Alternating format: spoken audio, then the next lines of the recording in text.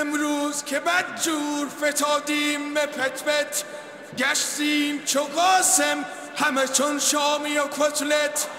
در راه خدا ملت ایران نرود پس، اینها همه امروز دفاعی است مقدس. عظما نه ره پیش تو داری نه ره پس، توف بر سر روی تو دفاعی است مقدس. ترک و لر و قشقاب و بلوچ و عرب و کرد بر عزت ایران سرافراز قسم خورد. کرد و لر و قشقاب و بلوچ و عرب و ترک خواهند بریزند ز تو هم پشم و پر و کرک. آیند سراغت همه مردم ایران، سازند تو و بیت تو را یک شب ویران.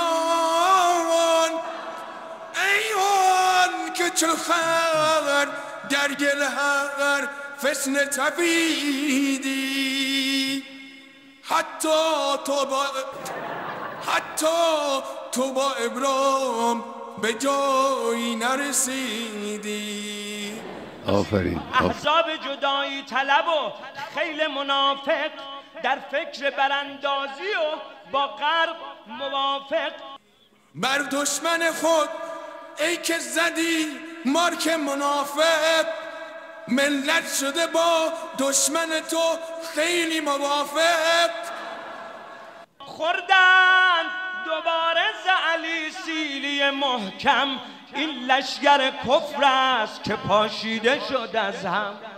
خوردیم ز دشمن همگی سیلی محکم، این گله آزماست که پاشیده شد از هم.